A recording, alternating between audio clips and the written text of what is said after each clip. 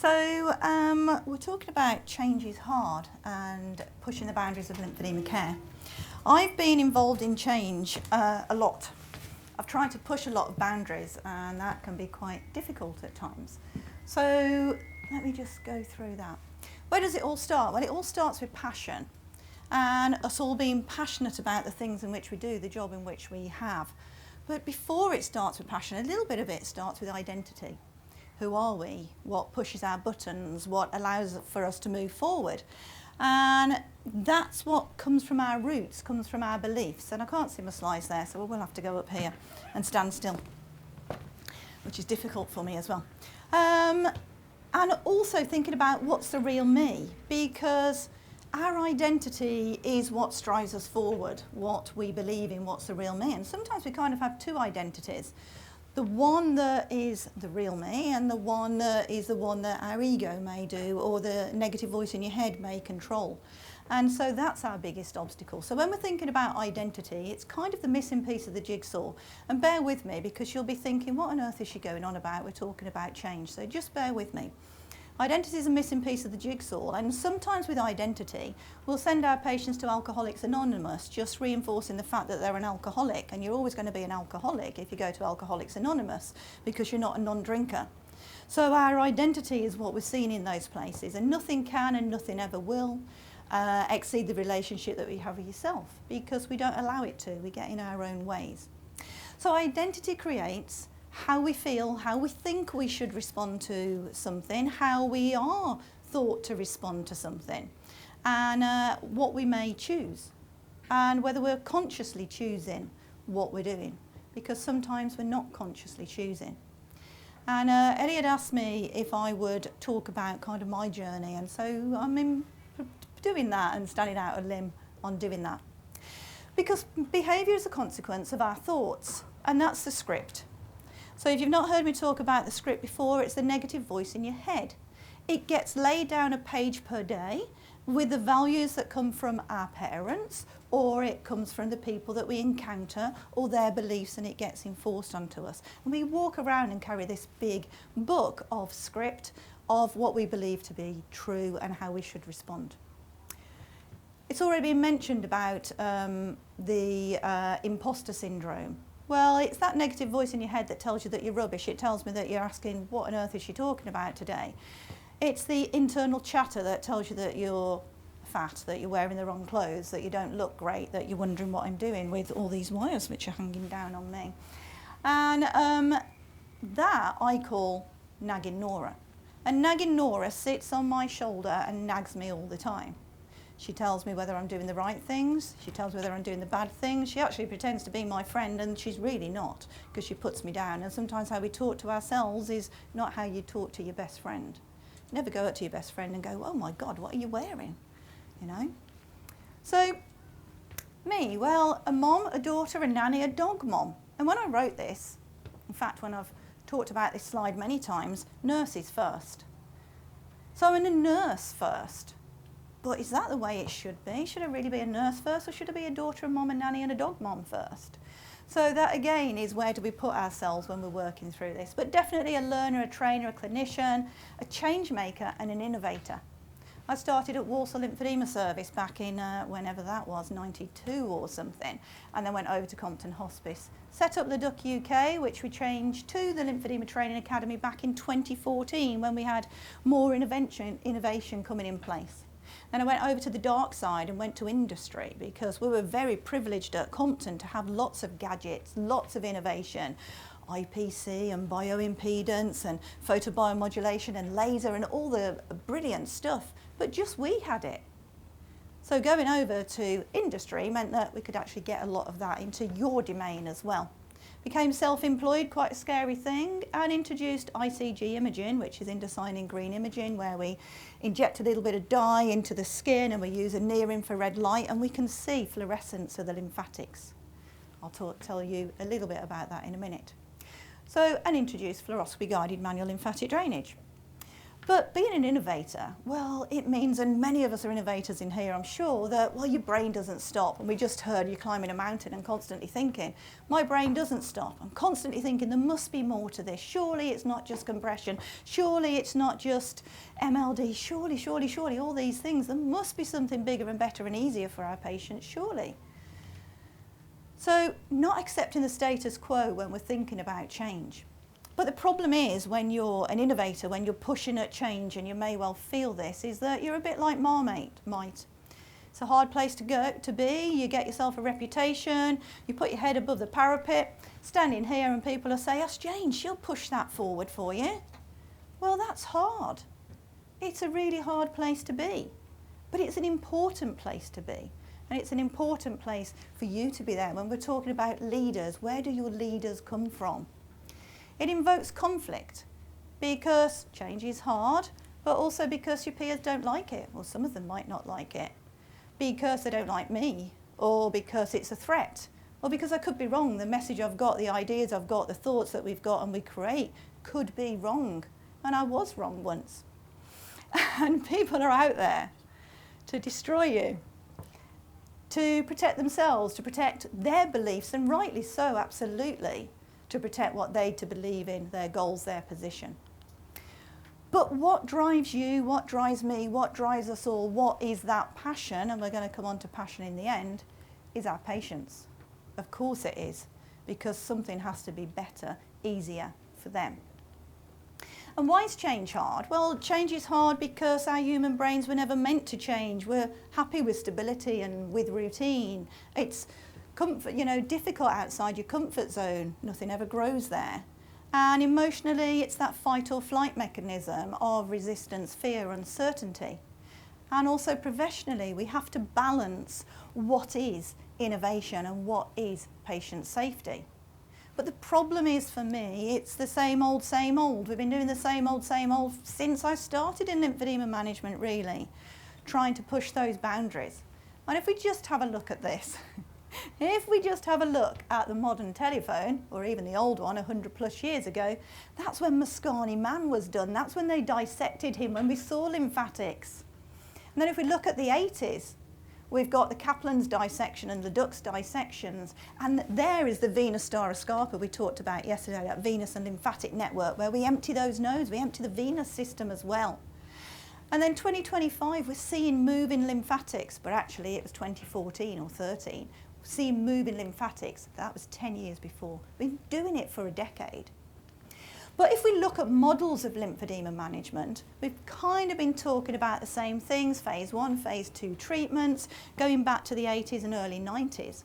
And what happened then was that, well, we didn't have any lymphedema therapists. So when we looked at the models out in Germany and what was happening in Europe, we said we don't have any MLD therapists, we don't have anybody that can bandage properly. I tell you what, let's just start with maintenance therapy. Maintenance therapy phase 2 treatment, get everybody into some garments, and when they get worse and when they get bad enough, we'll bandage.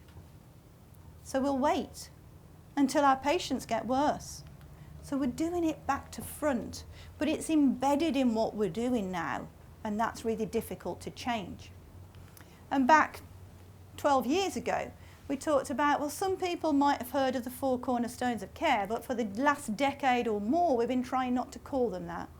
Because you will know if you're involved in lymphedema management or similar, that there's not 4. There might be 2. You might give your patient some skincare and a garment. You might give your patient skincare, garments, photobiomodulation and something else, and we're using 4 or 5 or 6. So we need to start changing and thinking about what we're doing. And manual lymphatic drainage, although it started 100 plus years ago, we've been building on the shoulders of those giants, and we respect and understand that. But we can't ignore what we can see now. And even though we've got ICG imaging, we've only really got one eye open. There'll be other things that come and allow us to see much better, much more moving forward. So a decade ago, I introduced ICG imaging and mapping of the lymphatics for the first time. So just being able to see that is incredible. It allows for us to see what's blocked, what's moving, where we can push the fluid to. It's allowed for surgeons to take those lymphatics and do a bypass underneath and bypass the lymphatics. And it's changed everything forever. This patient, for example, we can identify a genital lymphedema, that we're injecting one leg, it's going all the way up one leg, it comes down into the genitalia, fills up across, and down the other leg if you inject one leg. How can we ignore these types of things? But it nearly killed me. And I'm going to introduce a word on that later on. But it has allowed for us to change practice. These lymphatic drainage pathways of understanding, well, if only 3 people are draining to their armpits, why is everybody taking it there when 97% of people aren't? We've seen 2 people, as far as I know, in the whole of the world that drain their leg to their armpits, both armpits. 2 people in the whole of the world, but still people are insisting that we should be draining fluid from the leg up to the armpits. So we need to change.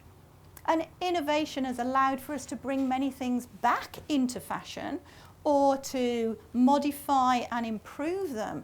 And tissue, TDC, tissue dielectric constant, looking at fluid underneath the skin, bioimpedance, kinesiotaping, ICG. Just some of the things that we've managed to do. And going into industry has also opened those doors for people like yourself, which we're talking about that partnership. We've also started to do ozone. I don't know if any of you have ever heard of ozone therapy, the use of O2, but what you do is you blast up the oxygen and it reforms as O3.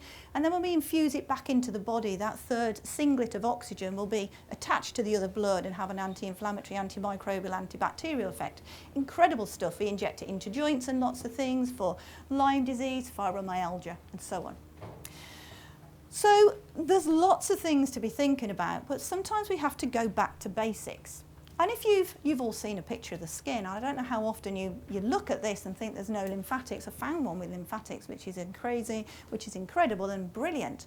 But if you look at the contour of the skin, and this is totally relevant to what you're doing, you can see the microcirculation.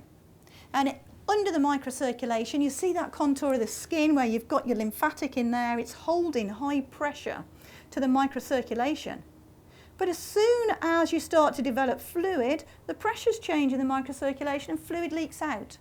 So starting lymphedema management as early as we can is a key to stopping change, fibrosis, thickening of the tissues. So it all starts with cells. It starts with cells because everything that we know about is inflammation. We know that that chronic illness is inflammation. If you just have a look at that, that's an initial lymphatic and it's got dendrite cells just going around it, patrolling, just making sure that there's no infection to fight. And those individual cells have something in them called integrin. And integrin tells the outside of the cell what to do to the inside of the cell to release the chemicals to make it perform. So whether it needs to move on to be a macrophage at a different stage of development, or whether it needs to stop producing inflammatory cells, that's what happens. So integrin is essential to some cell signalling, and we need to turn off that switch. But the more fluid that sits in the skin, that switch can't be turned off. This is an initial lymphatic, and those anchoring filaments stretch when we move, but if there's no space because we've got edema, we're not switching off the inflammatory switch, and therefore we continue to proliferate the cells that are under the skin. So what about this, the glycokylax? I hope every single person in this audience has heard about the glycokylax now. It's been around since 2012 and it's changed the laws of physics for fluid ever since. So 100% of fluid is removed from the skin by the lymphatics. The glycokylax is there to stop that leaking out of your microcirculation into the skin. It's activated and maintained by activity. So one of the key things to stop fluid leaking out of the blood vessels is to get your patient active. But better than that, now, the last 2 years, we've absolutely confirmed that we have a glycokylax in the lymphatic system. So it adds to both lymphatics and vascular system. We need to keep healthy, we need to keep regenerating to stop fluid leaking out. Because when fluid can't be absorbed, we get increased processes of inflammatory and edema worsens. We've known it since 2012. That's why when people go to space, they have to remain active, and when you don't remain active, your legs swell. It's one reason of why. Let's add to a few other things that we know. Gut lymphatics Okay, your gut microbiome, it's a buzzword you may have heard of, so important because the lymphatics are draining fluid from the gut. We teach all of our students about this type of stuff in case you wonder what we're going on about, because it's so important to what we're doing. We know there's a connection between the gut and primary lymphedema, so we know that they can have problems. And if the lymphatics drain fluid from the gut and they can't, we get other things like leaky gut. You've heard of that, I'm sure. Leaky gut, and we've heard of all of the other things that can go on IBS, leaky gut, Crohn's disease. So gut health becomes important in what our patients are eating, because the wrong foods cause inflammation. And you may well know that if you're eating too many carbs and we're producing too much, inflammation starts. If you went out last night and you partied and you ate all the potatoes and all the lovely things that were there, you might have woken up this morning and thought, ooh, I feel a bit tight today and a bit bloated today. And that's because the gut and the glycokylax can break down with carbohydrates and it builds up with activity. So you've walked around today and now suddenly the swelling's gone down on your legs and you're starting to feel a bit better and your tummy feels better. So let's add to that about the lymphatic system, which is the lymphatics which are going up to the brain. So important because as patients are breathing, and breathing is important to oxygenation, then we can start to clear the lymphatics and we can get the right oxygenation there. But that picture that's just come up is microplastics. So we've got microplastics going up to the brain, obstructing that as well. And we're not sure whether the lymphatics will be able to remove that. I'm sure that they can't, but who knows. So it all goes wrong when we've got this. We've got fluid sitting in the skin with the pressures changes, and we're treating the extracellular matrix. When you put your bandage on, you're treating the subcutaneous tissue, the extracellular matrix, and we're using that with our hands as well in manual lymphatic drainage. So regardless of what we're doing and regardless of our understanding, although that physics is hundreds of years old, understanding it, accepting it and changing it is hard. But we need change because patients' needs evolve. We have increased innovation which will reduce the costings of the types of treatments that we're doing, and it will improve our care. And you're either somebody at the front who's running forward and taking the risks and trying to innovate change, and then you've got all these people around you that you're trying to build with, or you've got people at the back who are quite resistant to change. So we need to change that, and I'm going to give you just a few little concepts to add into treatment or think about treatment, not enough to certainly change it maybe. Because sometimes you're probably all bandaging, and bandaging's simple, relatively simple, but sometimes we're getting it so wrong. Because one of the things that we need to do when we are bandaging is we use foam. You may know that we use quite a lot of padding as lymphedema nurses. And that's because if you've got a circumference of a limb and you want to reduce the circumference of the limb, you need a piece of foam that is going to squash, if it's 5 centimetres, 2.5, to put the force into the limb to start to reduce it. And if your bandage is loose, that force will just go back into the bandage and the pressure is lower and you don't get the same effect. So we need to load our bandage with foam. We need the right equipment, the right understanding, the right science. And although Hugo Parsh said this in 2007, that we need a stiff bandage, it's taken a long time for us to accept that. And also the fact that, comes on to another slide, we know bandages lose their pressure after 2 hours. And just another simple thing here, if we look at the cross section of the limb and you talk about protecting the tibial crest, okay, there if we have a look, you can see that if we put pressure on the back of that circle, well, your pressure's not going to be even. It's going to be smaller if pressure's greatest over the smallest circumference at the front of that.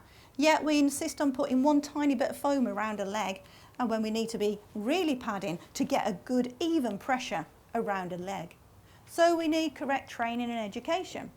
What we really need to do is induce a neucis, and that might sound a bit grand because it's cellular death. We want our cells to become homeless, not have a job to do. So if they're building up in the skin, but we can stop them having the ability to proliferate, we can change the process of the fibrosis.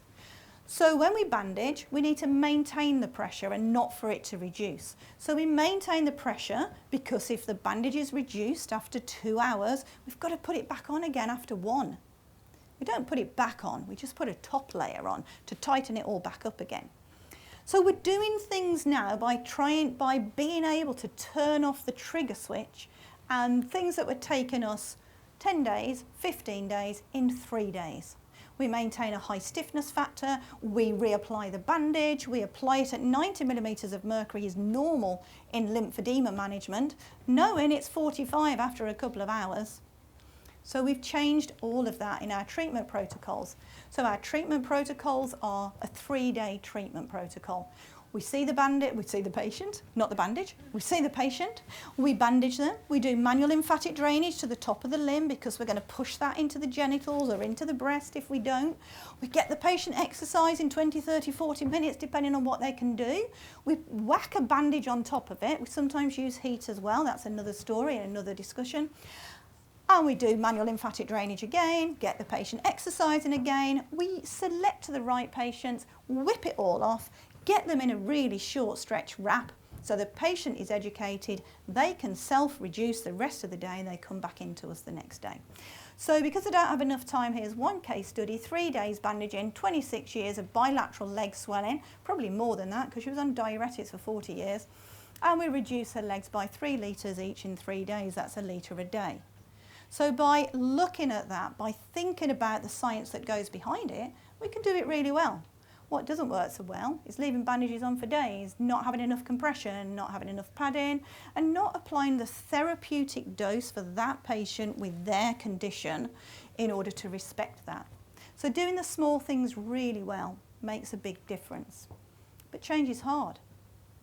But change we must. And it's difficult because when you're an innovator and when you're passionate and when you want to be pushing these ideas to your managers, then we can be hitting brick walls. Because of course managers are stuck to budgets and they're stuck to whatever they can be doing and the risk and the fear of the disruption. I mean, oh my goodness me, how are you going to get patients staying there for 3 hours a day to be having that regime when we've got so many patients to see? But it's so much cheaper to do it that way.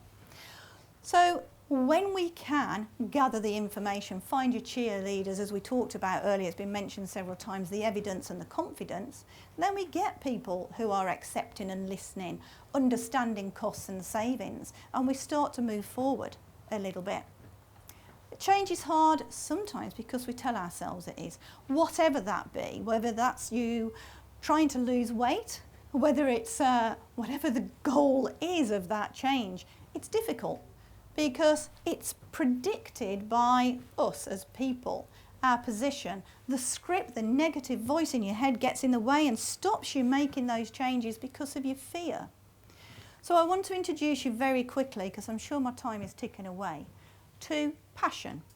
We've recently done a survey, we did it in 2017 and we've repeated it this year.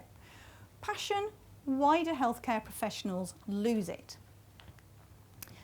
Well, why can't we push change? Why do we accept the status quo? Why is it difficult and how can we change? Well, the problem is that the nursing register, the NMC have got more people leaving the register than joining, 30,000 nurses last year and a decline, 34% less applications in nursing. So we're going to be in a really tricky situation if we don't look after our nurses, if we don't look after our staff, all healthcare professionals, not only nurses. 24% sickness due to stress, anxiety and depression are the latest stats. And nearly 7 million lost days from work. So I want to talk about something, and it's a bit of a sensitive subject, but I wanted to squeeze it in because it's really, really important. So some people may know Claire. Meet Claire. Claire was a fantastic lymphedema nurse with knowledge, with passion, with desire. She didn't think that. She went on maternity leave and she didn't come back. She's a very good colleague, friend. Nurses are 18% more likely to die of suicide than the general population. Female nurses have a 23% higher risk of suicide than other women. 2023 had the highest rate of suicide since 1999. And it's higher in ethnic and also GLTB plus groups as well, having suicidal thoughts. So why am I telling you this? I'm telling you this because you need to look after you. You need to be aware of the script, that negative voice in your head that can tell you that life is bad. So we asked our lymphedema therapists, why are you losing your passion? 2 questions. 130 surveys came back. Last time we did it in 2017, we had 160, and we did content analysis. So of those of why we lose it, 6 main groups. The government, you might not be surprised at this, management, health, negativity, personal and value. So negativity of what's getting us down comes from experiences, colleagues, criticism from other people. Personally, what's getting us down is we're bored with our job. Maybe we can't progress to doing what we want to do. We've lost our belief in what we're doing in our role. We are burnt out, exhausted, have pressure, stress, we're overwhelmed, or we've got personal health issues. We don't feel valued, we're underappreciated. These are all words used by you guys, our guys from Lymphoedema. Lack of support, lack of recognition. And here we go, the government, 41%. The government and management, bureaucracy, red tape, budgets, reduced funding, probably one and the same thing. Systems, frameworks, lack of time. Managers, poor communication, you're not being listened to. I know it's tough. So this is enough to put us down, but it's tough. This is what's happening out there. So what is passion? Let's get to that, because that's what's important. Well, passion is what we're feeling. It is that we are feeling that we're successful. We're developing, we're learning, we're growing, we're satisfied, we're rewarded, we're changing, we're being a change maker, we're feeling positive. We're caring and dedicated for our patients, making a difference, improving their quality of life, advocating, empowering for them. We're achieving our goals, we're feeling positive, enthusiastic, we've got that drive, commitment, dedication and interest. The fire in your belly, they said, one of the students said, getting you out of bed in the morning. And we do it for the feeling. We do it because it makes us happy, because we're feeling love, joy, excitement. And why we do anything is for those feelings. So if we can get those feelings which are inside us, we just have to release them. One thing we do is laughter yoga, and you'll just all think that I'm really crazy if I start going, really? Because laughing is powerful and it releases all those good feelings. So we can get those feelings, we can release them. And they're already inside you. So coping and recognition. We worry about the things that may never happen. We worry about the things that are outside of our control. And if you're in that situation at work, just think, well, I can't change it. Can I beat the system? Don't let it beat you down. We worry that I'm rubbish. You're worried now about whether you're going to get home on time and whether your tea is going to be on the table and whether I'm stressed and so on. So the things that are outside of our control. And then we think, I'll be there. I'll be there when? I mean, where is there anyway? But we think we'll be there when I've got the house, when I've got the lips, the Botox, the promotion, the car, when I've found my partner. I mean, I can tell you that doesn't work. I've tried that one. And it's the negative voice in your head, because it says, come on, you've got to do the next best thing. And then when you get there, wherever they are, you go, ha, but they don't really like me anyway. I can't trust them. If you've ever had that feeling where you think the bubble might burst, it's the negative voice in your head saying life can't be this good. Ignore it. It's going to beat you down. It's going to cause problems, because that's what that negative voice does. It's not the action of suicide, it's the voice that makes you think that's the answer. So can we change it? Yes, we can. We can change it through understanding our identity. What is the real me? The real me is me minus the negative voice in my head. Because I wouldn't ever choose to go to someone and say, oh my God, you look awful. You know, that's not the real me. I'd go, oh my God, you look amazing. That's the real me. And sometimes that voice gets in the way to our responses, but when we understand that, we can understand the responses of others as well.